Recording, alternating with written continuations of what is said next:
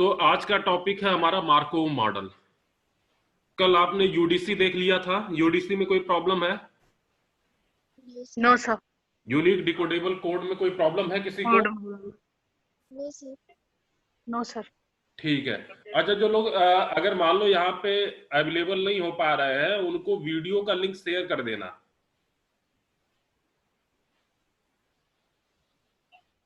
ठीक है। Yes sir. चलो शुरू करते हैं मार्कोव मॉडल। मार्कोव मॉडल में देखो कि Markov model can be express in the equation और ग्राफिकल मॉडल। ये बेसिकली एक जिस तरीके से आप लोगों ने थियरी ऑफ ऑटोमेटा एक सब्जेक्ट पढ़ा होगा सेकेंड ईयर में, उसमें यस सर। ट्रांजिशन स्टेट होता है, देन ट्रांजिशन डायग्राम होता है। उसी तरीके से कुछ हमारा मॉडल है ये मार्कोव मॉडल। इसे हम ग्राफिकल रिप्रेजेंटेशन और मैट्रिक्स फॉर्मेट दोनों के फॉर्मेट में हम रिप्रेजेंट कर सकते हैं। और basically graphical Markov model typically used in circle each containing states and a direction arrow to indicate a possible transitional change between them. The directional arrow are labeled with the rate of the variable 1 or of the rate. Application of Markov model including modeling language, natural language processing NLP जो आपके AI का topic है, image processing, bioinformatic, speech recognition and modeling, computer hardware and software systems.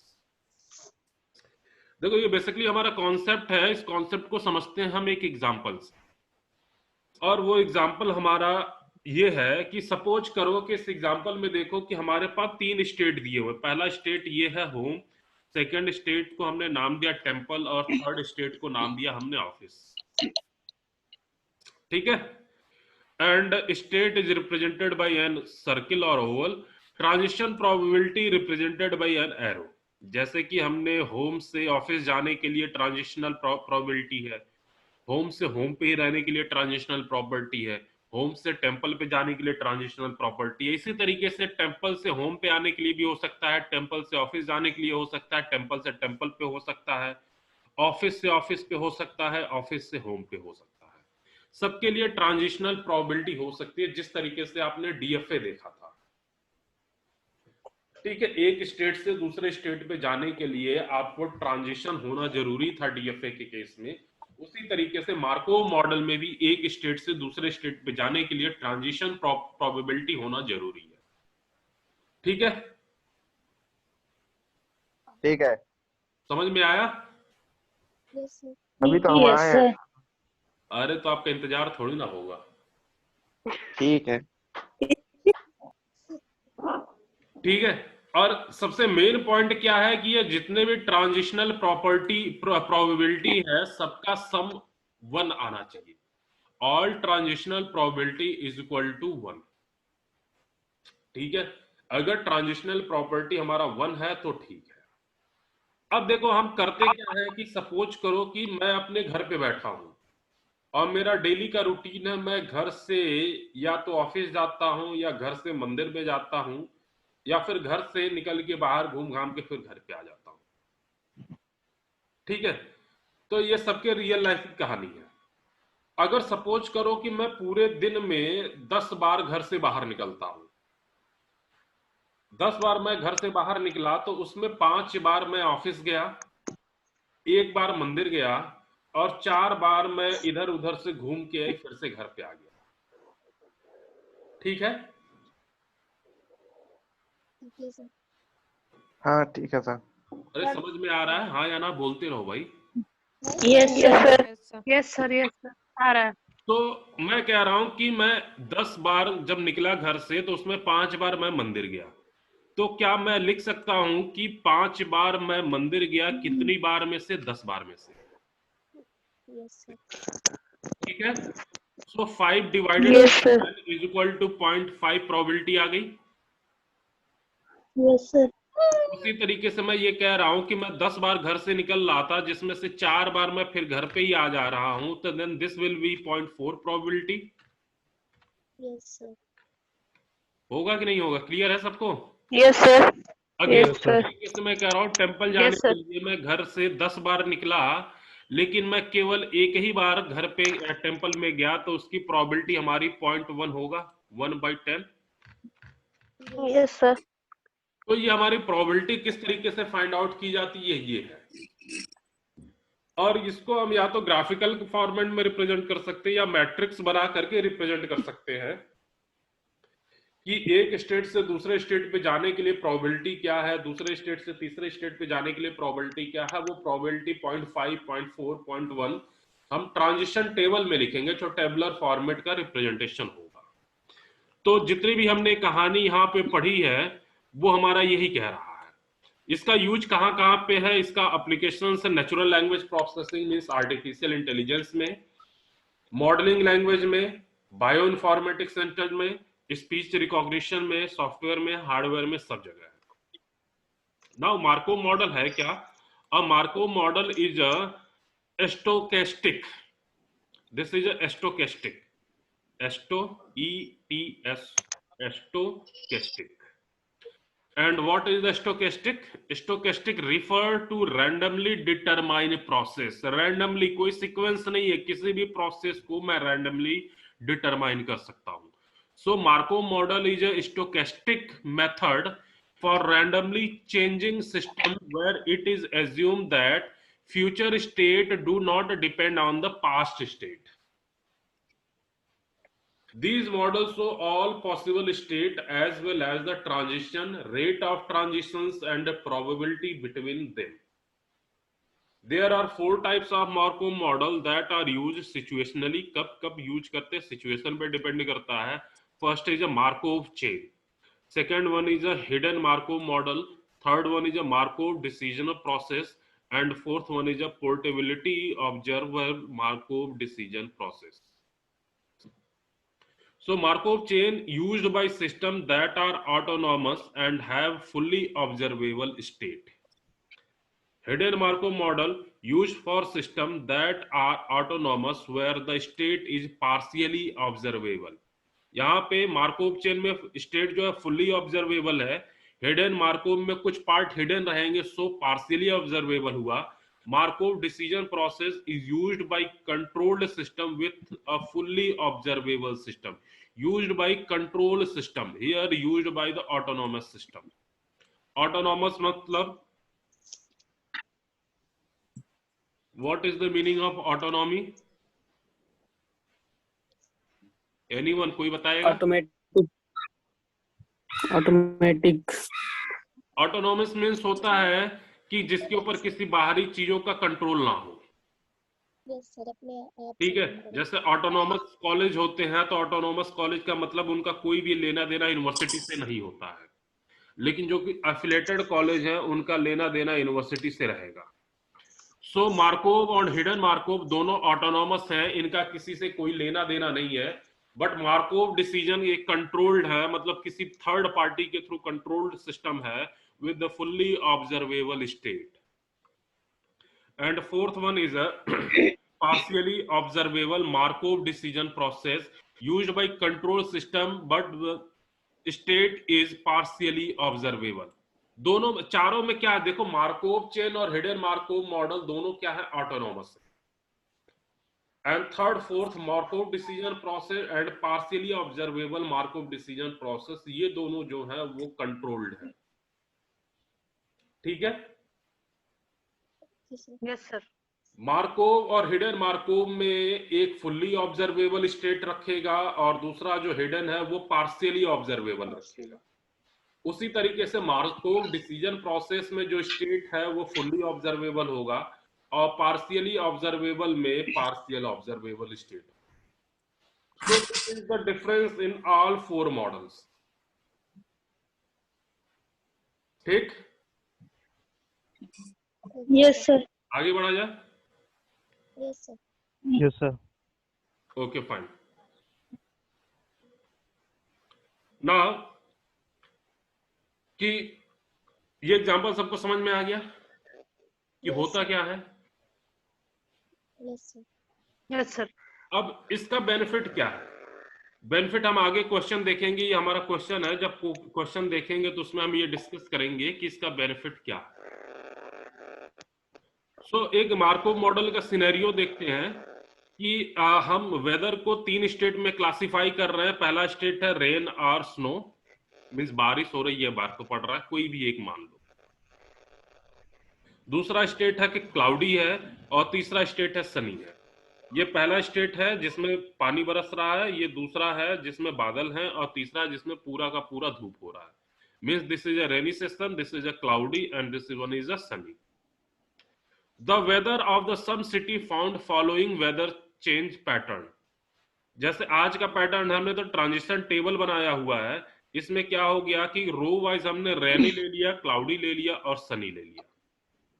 Column में भी हमने रेनी ले लिया, cloudy ले लिया, सनी ले लिया।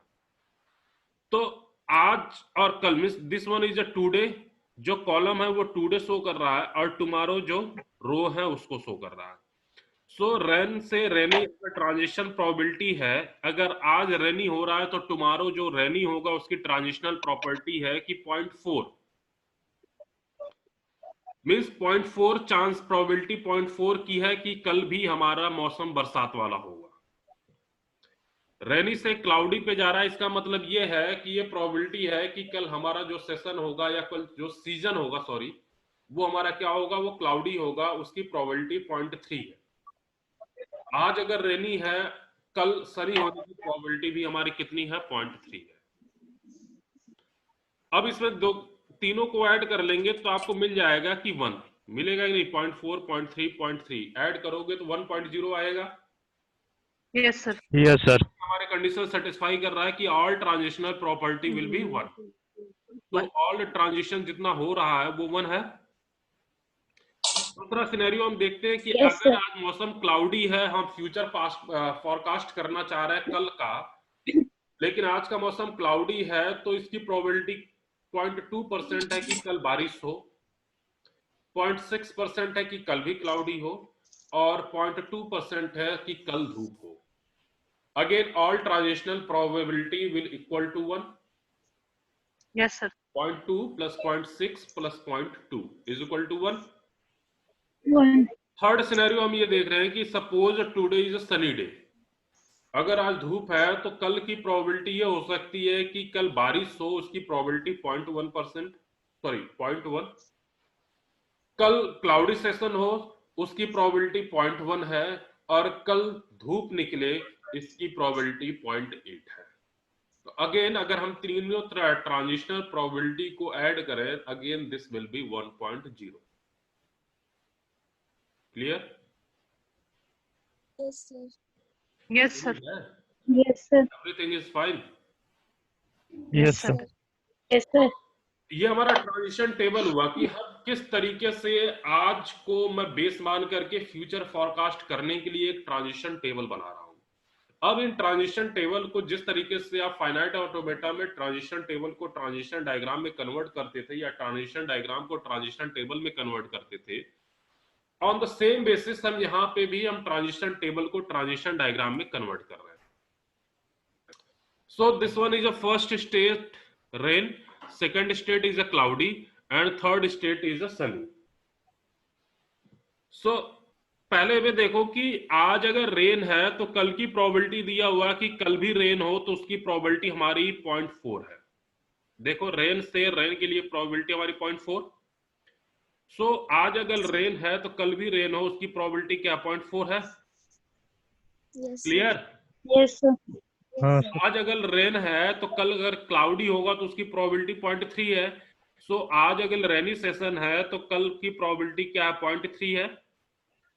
yes, आज अगर रेनी है तो कल क्या होगा, सनी, इसकी प्रोबेबिलिटी 0.3 है।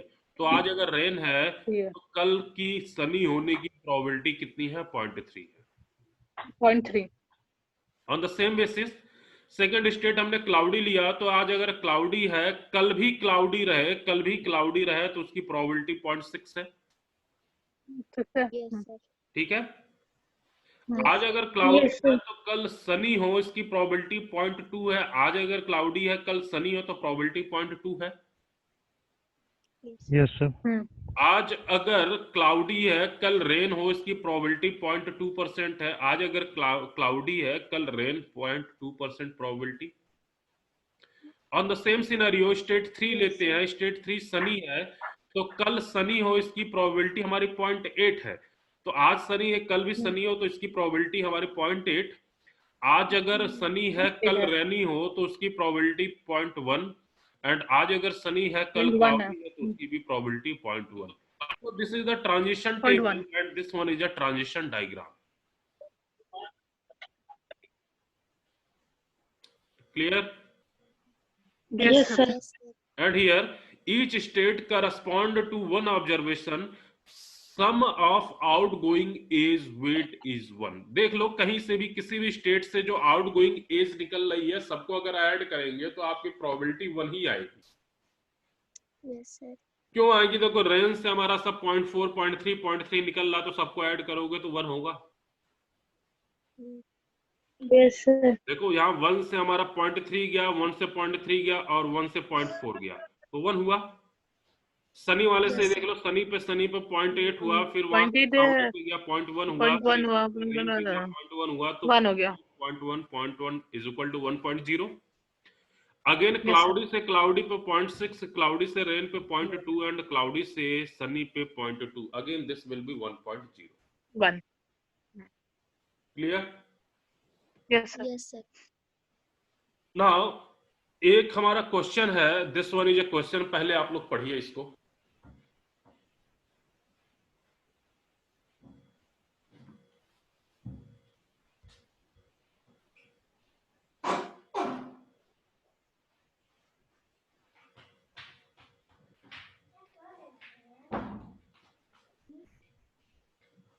पढ़ लिया? Yes, sir. पढ़ लिए।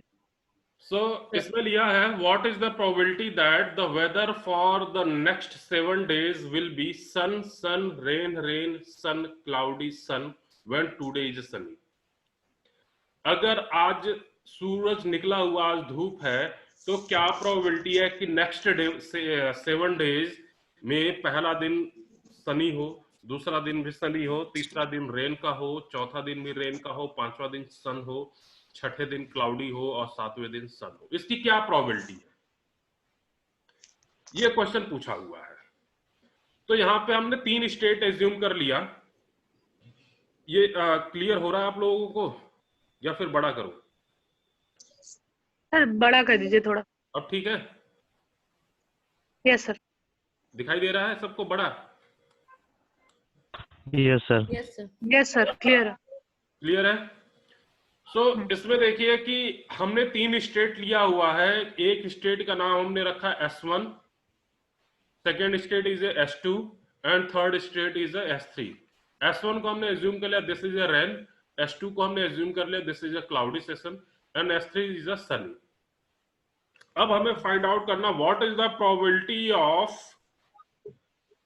The weather for next 7 days की प्रोबेबिलिटी क्या है कि प्रोबेबिलिटी हमारा S3 मतलब सनी हो, पहला दिन सनी हो, दूसरा भी दिन सनी हो, दूसरा दिन भी सनी हो, तीसरा दिन रेन है तो रेन हमारा किससे S1 से दिया गया है तो तीसरा S1, चौथा भी रेन हो तो रेन के लिए S1 है, चौथा भी S1 हो गया, पांचवा हमारा सन निकले तो उसके लिए S3 है, छठवां क्लाउड हो तो क्लाउड के लिए हमने S2 स्टेट मान रखा है एंड S3 स्टेट मान रखा है जब सन हो, तो छठा भी हमारा सातवां भी सन। तो this is the what is the probability कि नेक्स्ट 7 डेज हमारा सन हो, रेन, अगेन रेन, फिर सन निकले, देन क्लाउड हो, देन सन। ये हमें निकालना है। और इसी को हमने मान लिया कि this is the probability of observation. What will be the observation of next 7 days? This is called O, probability of observation. किसमें से? जो हमारा मॉडल दिया हुआ है, और मॉडल हमारा दिया हुआ ये this one is a model. ठीक है, जो हमने ऊपर वाला क्वेश्चन देखा है ये वाला, यही मॉडल है हमारा। इसी मॉडल को बेसिस मान करके ये क्वेश्चन दिया गया है कि अगर ये हमारा मॉडल है then what is the probability of next 7 days. Clear? Yes sir. So अब इसमें हम देखते हैं कि probability of S3, probability of S3, then probability of S1, then probability of S1, then probability of S3, S2 and S3. So here अगर हम इसको expand करें, then probability of S3 dot probability of S3 oblique S3 dot probability of S3 oblique S3 dot probability of S1 oblique S3 dot probability of S1 oblique S1 dot probability of S3 oblique S1 dot probability of S2 oblique S3 dot probability of S3 oblique S2। So ये क्या हो रहा है, समझ में आप लोगों को आ रहा है?